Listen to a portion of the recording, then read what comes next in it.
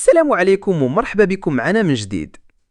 اليوم غادي نشوفوا آخر المستجدات ديال الملعب البريد في الرباط، حيث الأشغال فيه كتسابق الزمان والملعب بدات يبان بحلة جديدة. نبداو أولا بالأرضية. النص الأول من الملعب سالاو فيه تقريبا كل العمليات، تداروا جميع الطبقات اللي خاصة، من طبقة الحصى الصغيرة اللي كتعاون في التثبيت حتى الطبقات ديال الرمل والمواد الخاصة بالصرف. وزيد على هذا الشيء تداروا انابيب تصريف المياه اللي غادي تضمن ان الارضيه تبقى صالحه في كل الظروف المناخيه حتى الا كانت امطار قويه. وهذا النص ولا واجد تقريبا. اما النصف الثاني باقي مازال في مرحله الاعداد، حيث كان فيه بعض الاليات والهياكل اللي كتستعمل في عمليه تثبيت وتمديد السقف. ولكن دابا بما ان هذه الهياكل بدات كتخلع فالمساحه بدات كتفرغ، وغادي يقدروا ينطلقوا حتى هما في عمليه تجهيز الطبقات وانابيب الصرف باش يوصل لنفس المستوى ديال النص الاول. ندوزو للسقف. السقف ديال الملعب ممكن نقولوا انه من ابرز الحوائج اللي كتعطي صوره واضحه على فين وصلت الاشغال. حاليا كاين تقدم كبير، ما بقاو غير شويه ديال الاعمده اللي كتربط بين الهياكل من الاعلى.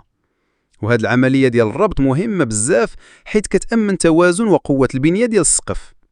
من بعد ما يساليو الربط غادي تبدا المرحله النهائيه اللي كتنتظرها الناس بزاف، وهي تغليف السقف بالقماش المخصص. هذا القماش ماشي غير للزينه، ولكن عنده دور اساسي في الحمايه من الشمس والامطار، وكيعطي حتى واحد الطابع عصري للملعب بحال الملاعب الكبرى اللي شفناهم في مناسبات عالميه. بالنسبه للكراسه، عمليه التركيب وصلت لمراحلها الاخيره. تقريبا جميع المدرجات داروا فيهم الكراسه، وبقاو غير بعض المناطق الصغيره في المدرجات العلويه.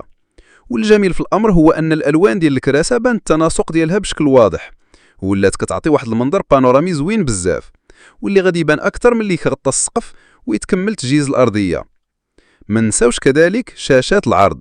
حاليا مازال ما بداتش عمليه التركيب الفعليه، ولكن تداروا الهياكل اللي غادي تركبوا فيها هاد الشاشات، وهاد الهياكل باينه مخصصه لشاشات كبيره، واللي غادي تزيد من جماليه الملعب وتعطي للمتفرج تجربه متابعه متكامله.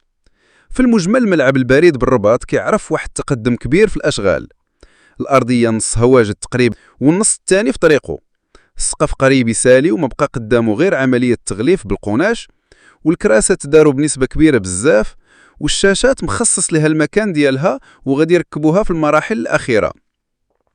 وكل هذا الشيء كيأكد ان الملعب غادي يكون واحد من احدث الملاعب المتوسطه في المغرب، وكيبان ان عمليه اعاده بنائه دازت في مده قصيره بزاف مقارنه بحجم الاشغال. ما تنساوش تخليوا لنا الراي ديالكم، شنا هي ابرز حاجه كتميز هذا الملعب. ونتلاقاو في الفيديو الجاي مع ملعب اخر من ملاعب المغرب ان شاء الله.